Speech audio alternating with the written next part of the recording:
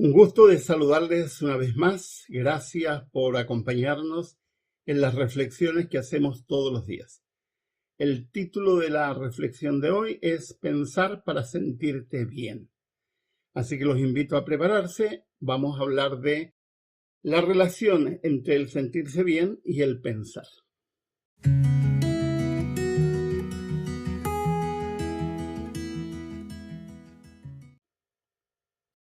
Ayer hablamos sobre la relación entre el creer y el pensar.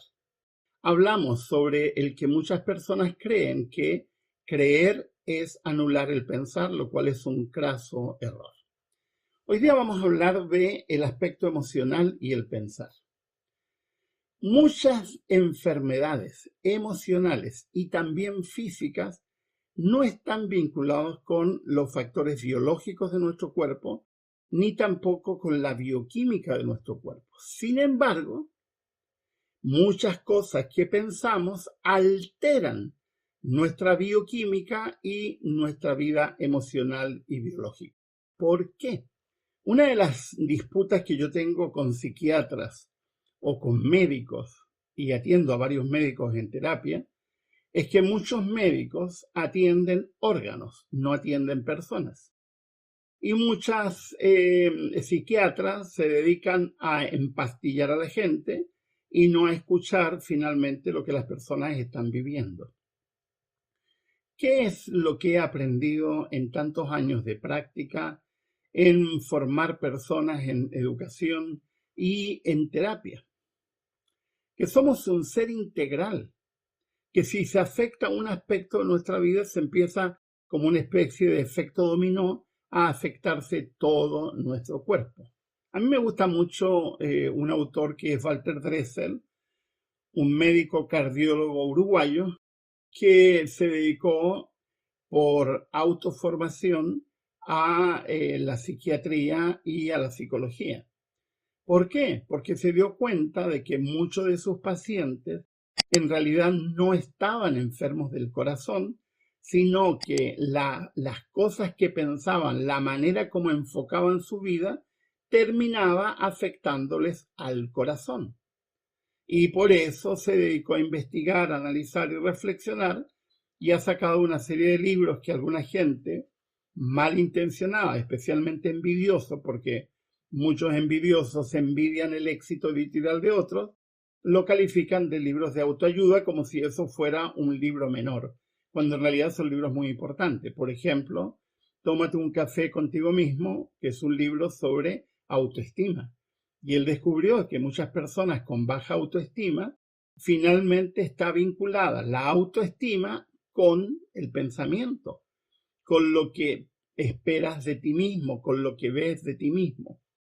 Si constantemente te están repitiendo que eres tonto, que no eres capaz, que no vas a lograr nada, que no vas a llegar a ningún lugar, que nadie se va a interesar por ti, y llegas a asumir que ese mensaje torcido, tóxico, es verdad y se instala en tu mente como un mensaje certero, ese mensaje va a condicionar toda tu vida.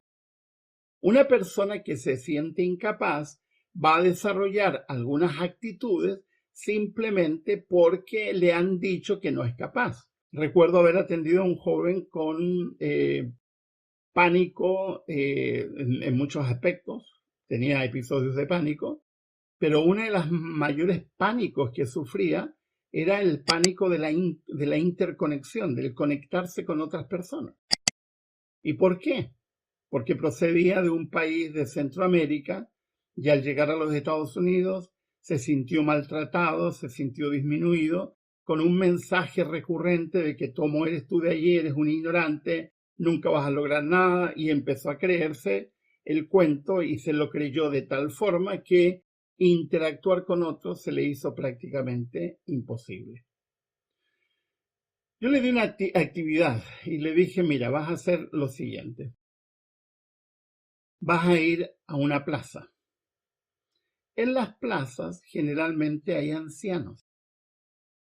porque suelen ir a darle comida a las palomas o a conversar entre ellos. En Estados Unidos es muy común que en las plazas se junten ancianos a hacer tai chi, a jugar ajedrez, a jugar a las damas, a conversar, igual como ocurre aquí en España, con muchos ancianos que se juntan en las plazoletas simplemente a conversar, tienen tiempo. Y vas a ir y te vas a instalar.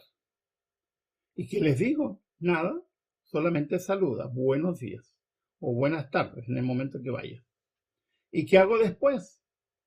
No vas a hacer nada, simplemente deja que los acontecimientos sigan. Los ancianos generalmente son amables y tienen todo el tiempo del mundo porque están sin apuros de trabajo, sin apuro de nada, así que simplemente anda y saluda. Se demoró 2 semanas en atreverse a ir a una plaza.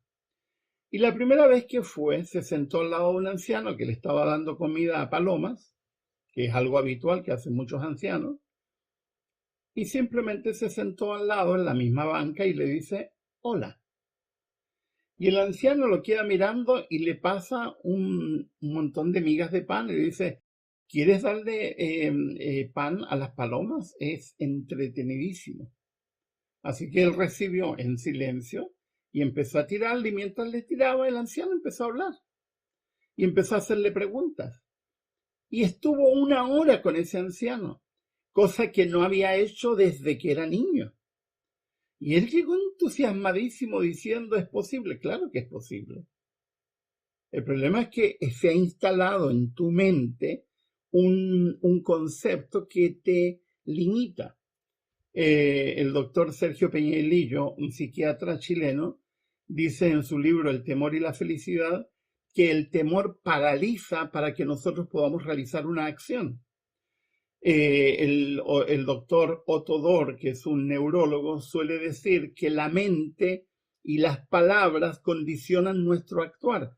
Cierto, lo mismo que descubrió un biólogo extraordinario que ya murió, Humberto Maturana, en su libro sobre teoría del conocimiento, que las palabras modifican no solo la conducta, sino la biología del cuerpo. Y la gente dice, ¿pero cómo es posible? Claro, es posible. Miren ustedes a los niños. Tengo 3 nietos.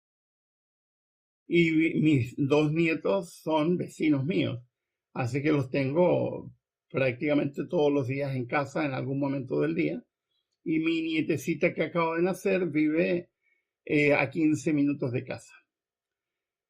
Yo veo a mis nietos que en general no le tienen miedo a nada.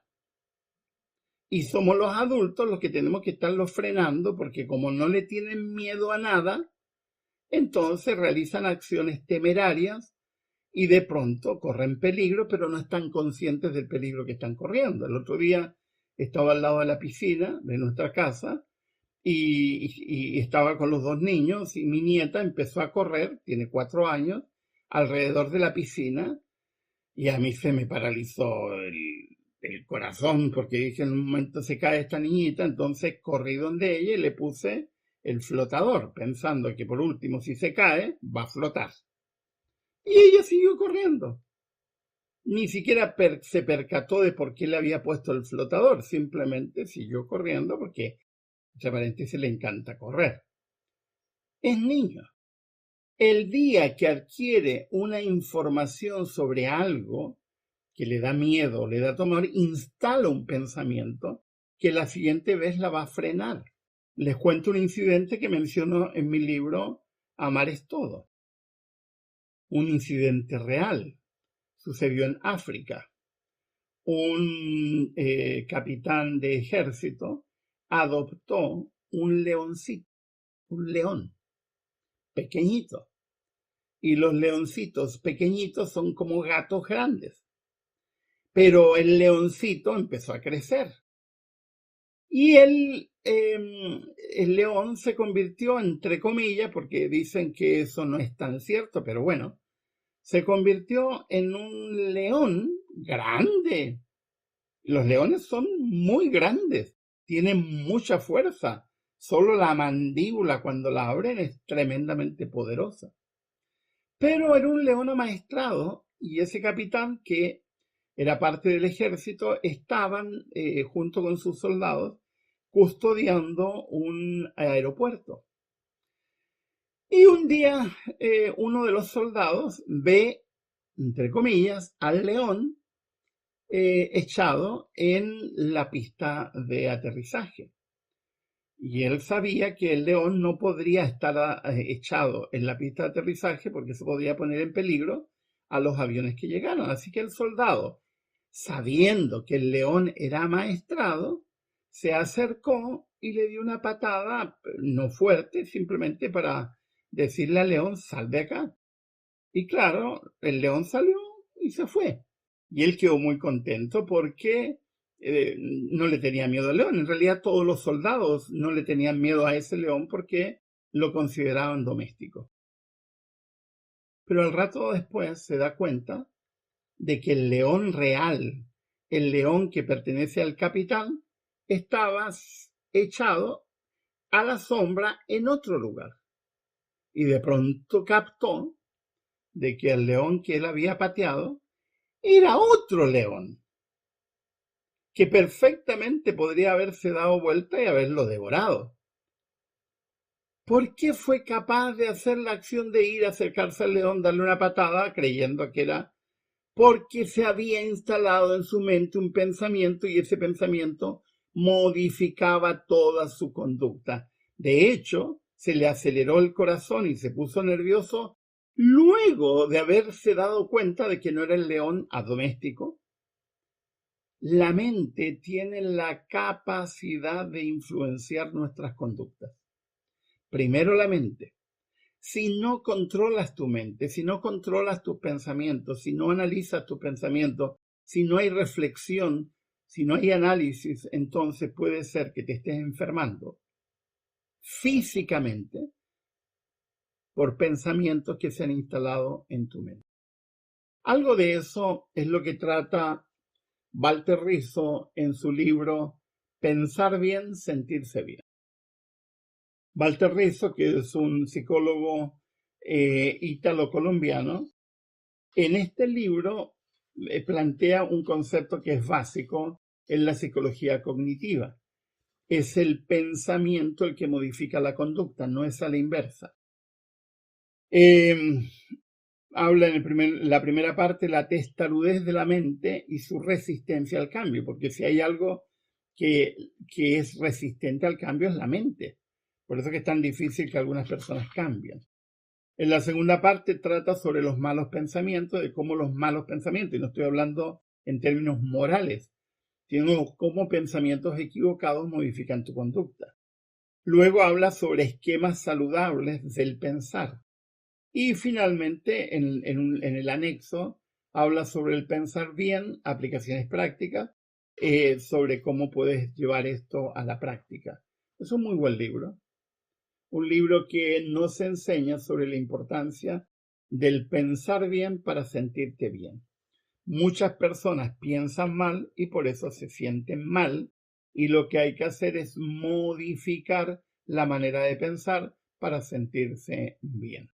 Que tengan un muy buen día. Les ha hablado Miguel Ángel Núñez.